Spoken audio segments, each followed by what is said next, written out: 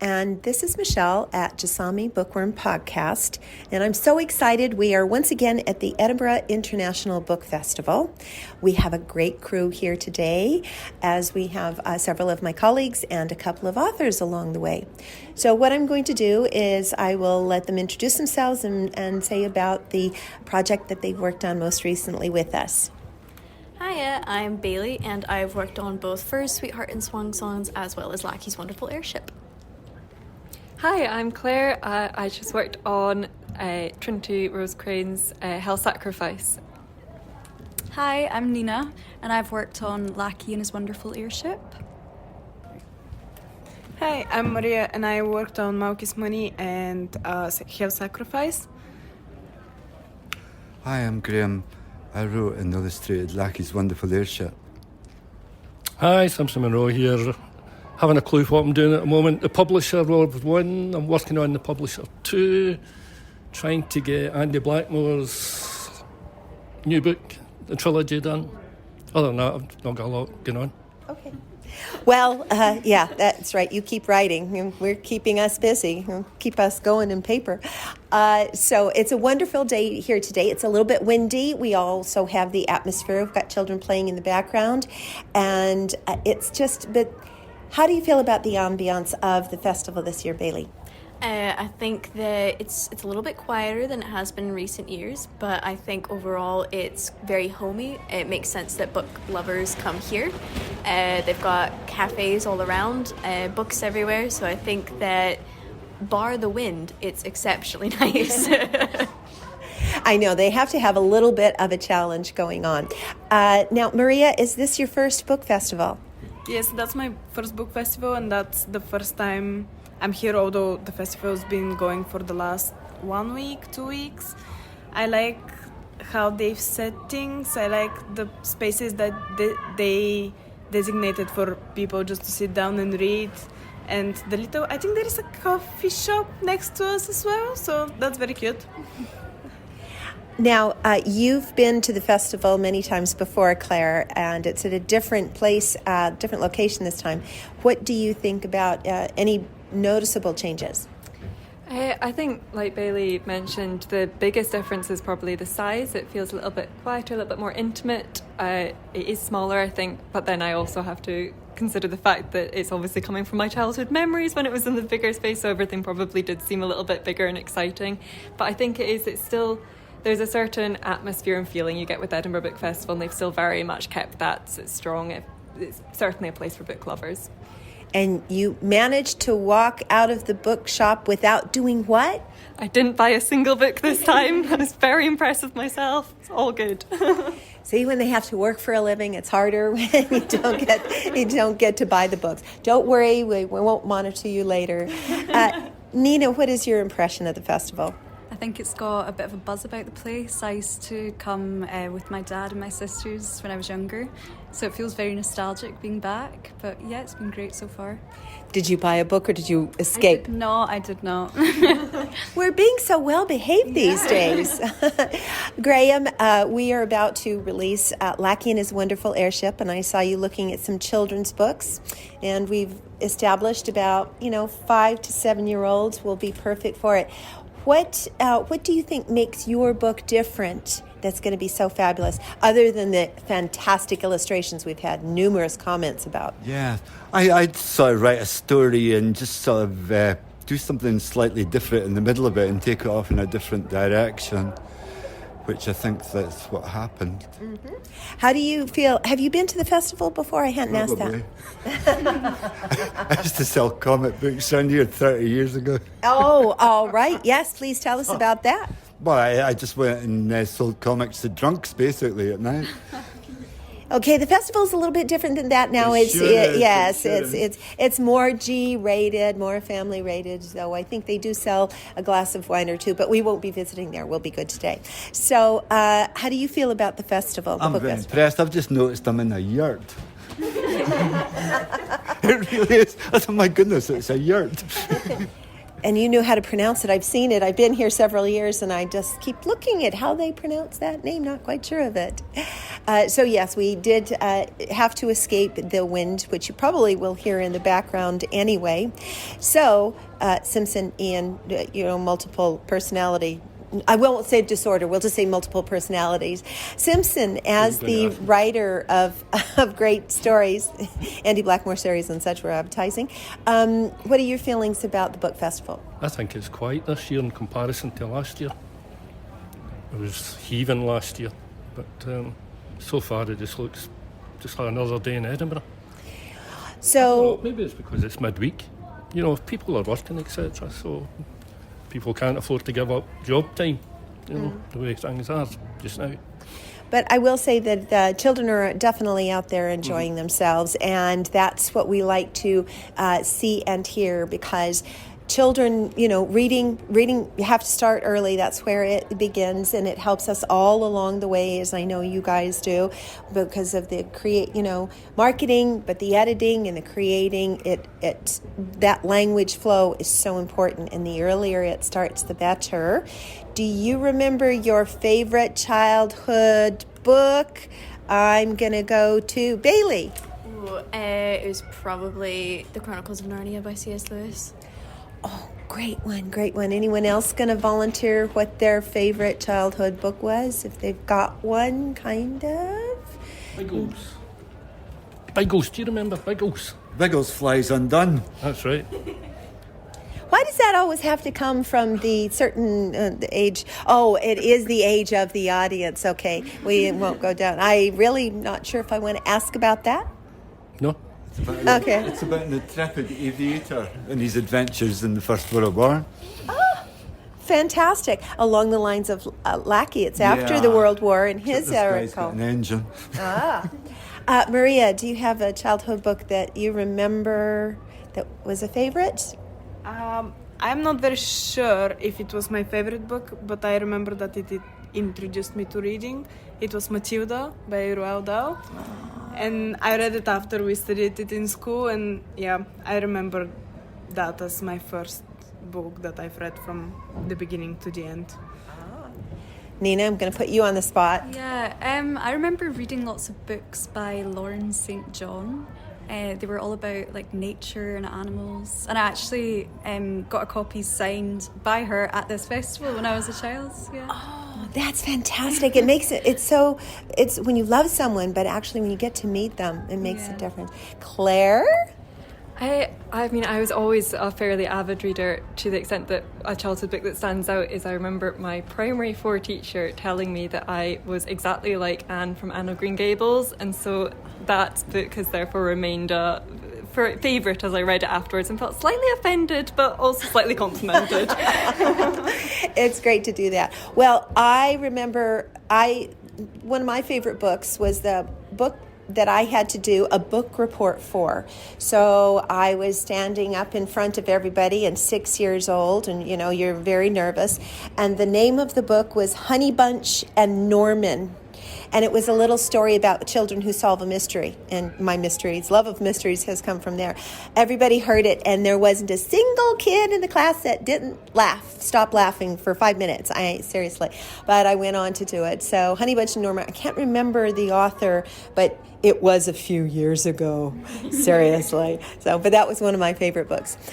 Reading is so important to everyone in life, and not just because we're a publisher and we love what we do, but I think it's essential for children, and children's section is one of my favorites, and I'm excited about everything that we've produced.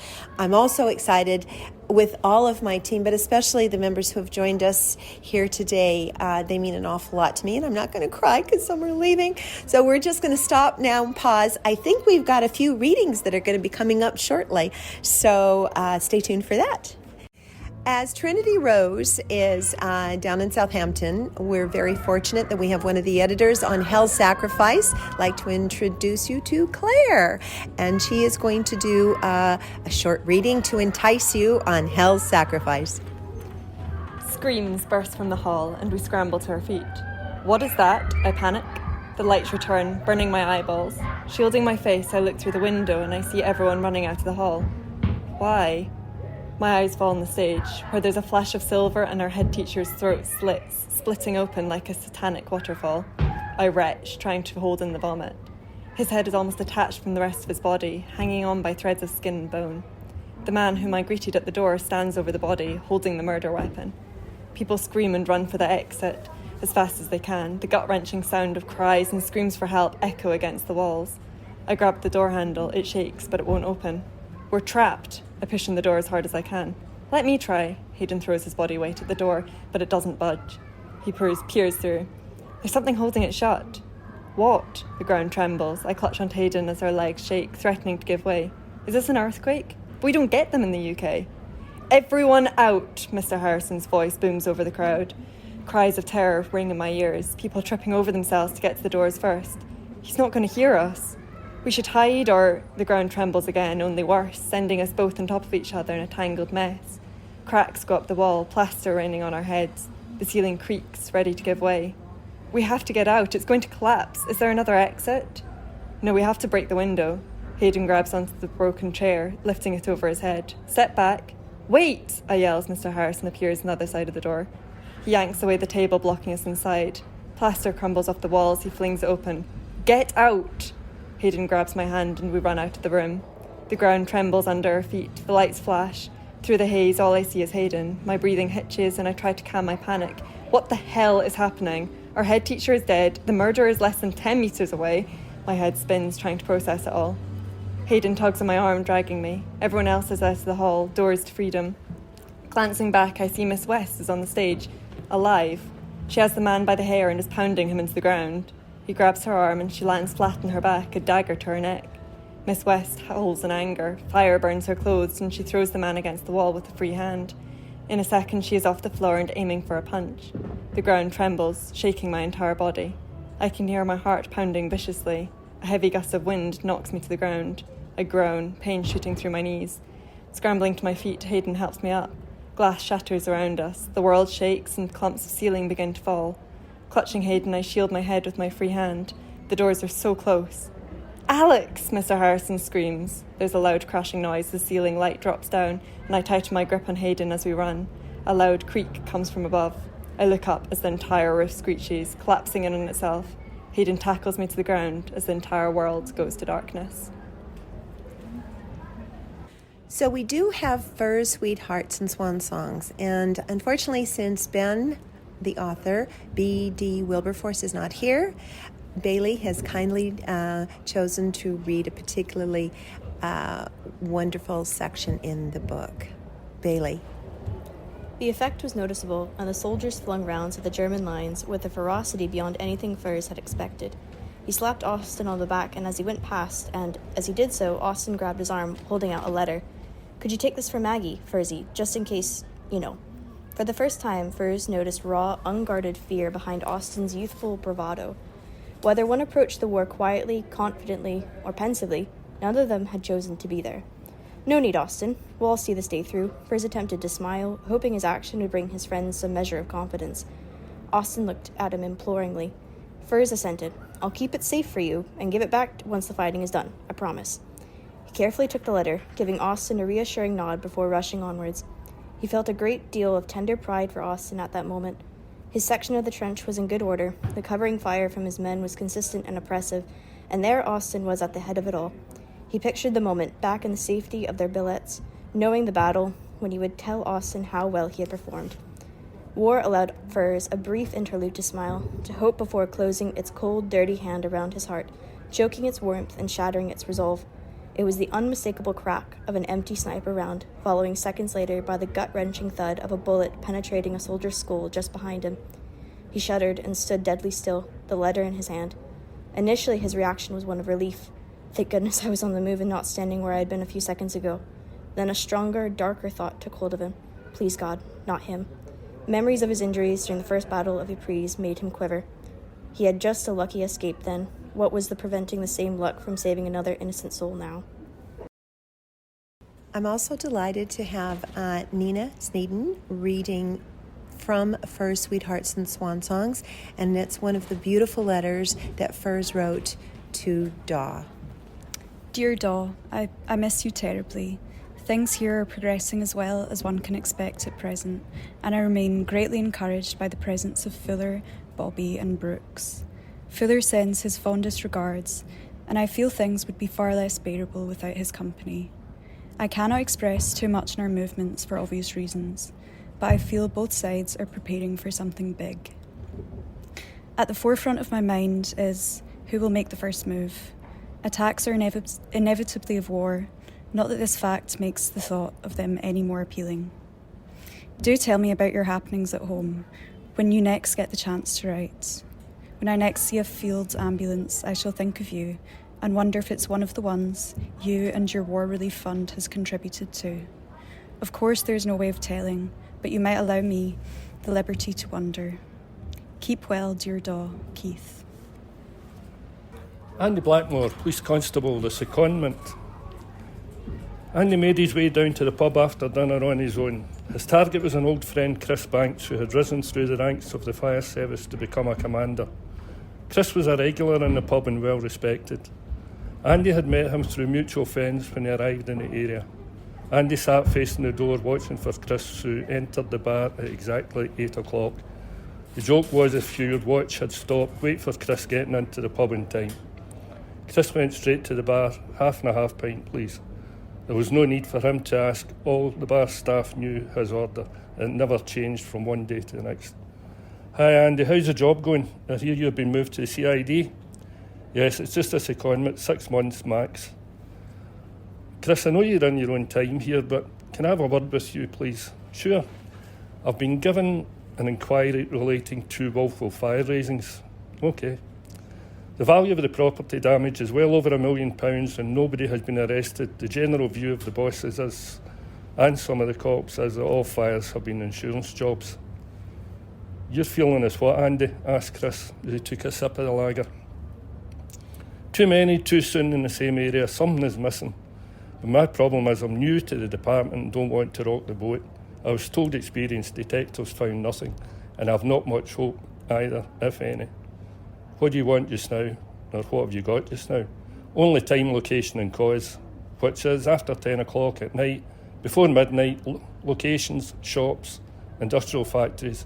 Cause, the likelihood of petrol and accelerant. What are your thoughts, Chris? My thoughts are, taking what you have told me at face value, I would say you have a willful fire raiser. These are not insurance jobs, but the work of someone acting on his or her own for some reason.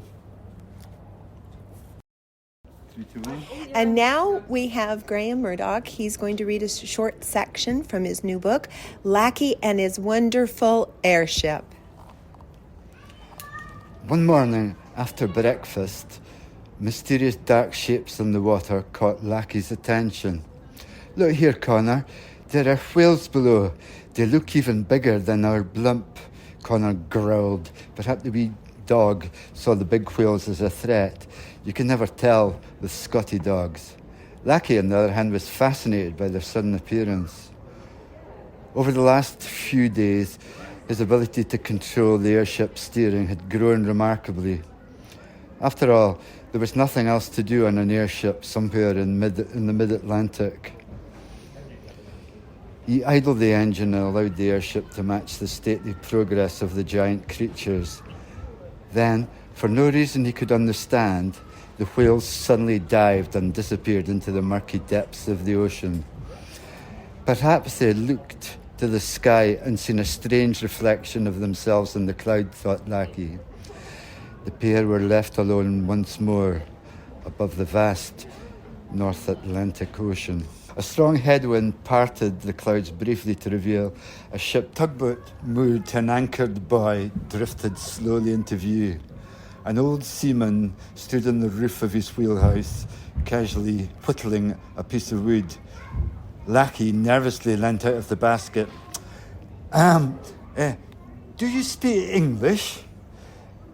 The man looked up slowly, then chuckled when he saw the battered airship hovering nearby. I suppose I do, young feller. Lackey cleared his throat. Can you tell me where I am, sir? You're in the Verrazano Narrows, at the outer edge of New York Harbor, son.